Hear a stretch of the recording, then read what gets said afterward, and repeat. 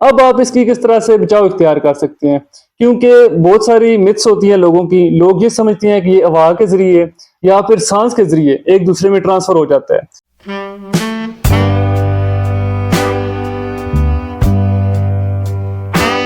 बिस्मिल्लाहिर्रहमानिर्रहीम। तमाम देखने और सुनने वालों को अस्सलाम वालेकुम।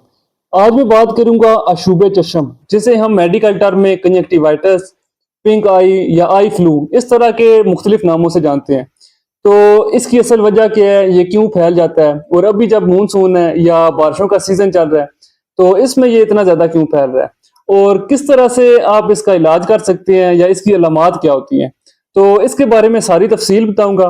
तो शुरू करते हैं हम कि कंजक्टिवाइटिस होता क्या है और फैलता क्यों है। कंजक्टिवाइटिस इस वजह से होता है कि हमारी आंख में एक लेयर होती है या एक आंख का हिस्सा होता है जिसे हम कंजक्टिवा कहते हैं। तो कंजक्टिवा होता, जैसे ये हमारी आंख में सफेद हिस्सा है आंख का, तो इसके नीचे कंजक्टिवा होता है। जब उसकी इन्फ्लेमेशन या उसका इन्फेक्शन हो जाए तो उसे कंजक्टिवाइटिस का नाम दे देते हैं। अब ये ज्यादातर एडिनो वायरल होता है, यानी एडिनो वायरस एक वायरस की किस्म है, उसकी वजह से ये ज्यादा देखने को मिलता है। वैसे तो बहुत सारे वायरस ऐसे हैं जिनकी वजह से ये हो सकता है, लेकिन ज्यादातर ये देखने को मिलता है कि ये एडिनो वायरस की वजह से हो जाता है। फिर इसके अलावा इसकी अलामात क्या होती हैं शुरू शुरू में। तो सबसे पहले मरीज की आंख में सुर्खी या लाली आ जाती है, यानी रेडनेस वगैरह हो जाती है। फिर इसके अलावा पलकों में सूजन हो जाती है, और सुबह सुबह जब उठते हैं तो दोनों पलकें आपस में चिपकी हुई होती हैं और पलकों से पस वगैरह निकलती है, गंदा मादा, कचरा, या फिर आंखों से पानी निकलता है। और इसके अलावा आंख में चुभन होगी, या जब भी धूप में देखेगा तो धूप वगैरह बर्दाश्त नहीं होगी या रोशनी बर्दाश्त नहीं होगी। मोबाइल इस्तेमाल करेगा तो तब भी आंख में चुभन होगी। तो इस तरह की ज्यादा अलामात देखने को मिलती हैं। फिर इसके अलावा ये कि मरीज को इस तरह से लगता है कि आंख में रेत के जर्रे हैं, इस तरह से मरीज को शुरू शुरू में लगता है। और कुछ लोगों को नज़ला, जुकाम या फिर छींकें वगैरह आ जाती हैं। तो इस तरह की ये ज़्यादातर अलामात या इस तरह के सिम्टम्स पेशेंट में देखने को मिलते हैं या मरीजों की कंप्लेन होती है। अब आप इसकी किस तरह से बचाव इख्तियार कर सकते हैं, क्योंकि बहुत सारी मिथ्स होती हैं लोगों की। लोग ये समझते हैं कि ये हवा के ज़रिए या फिर सांस के ज़रिए एक दूसरे में ट्रांसफ़र हो जाता है। तो ये एरोज़ोल नहीं होता, यानी ये हवा या सांस के ज़रिए एक दूसरे में नहीं फैलता।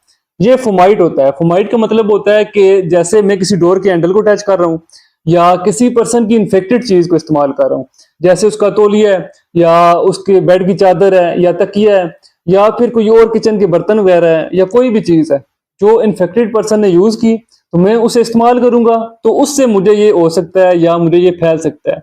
तो इस तरह की कोई भी चीज आपने किसी इन्फेक्टेड पर्सन की यूज नहीं करनी, ना उससे सलाम या मुसाफा करना है, और ना उससे कपड़े वगैरह, ना तौलिया, तकिया या उसकी बेड की चादर या किचन की वॉशरूम की इस तरह की चीजें इस्तेमाल नहीं करनी। इनसे ये ज्यादा फैल जाता है। फिर अब आप इसका किस तरह से इलाज कर सकते हैं।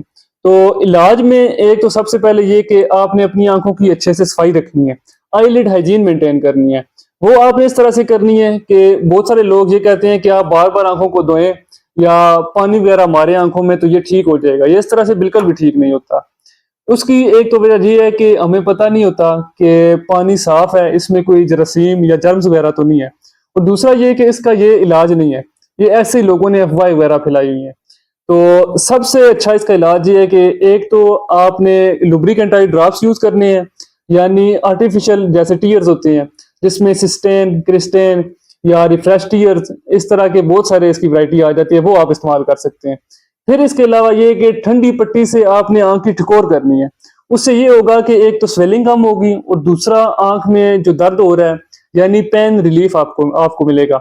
फिर इसके अलावा आप एंटीबायोटिक आई ड्रॉप्स यूज कर सकते हैं या फिर एंटीबायोटिक ऑइंटमेंट्स यूज कर सकते हैं। वो आपने डॉक्टर के मशवरे के मुताबिक यूज करनी है।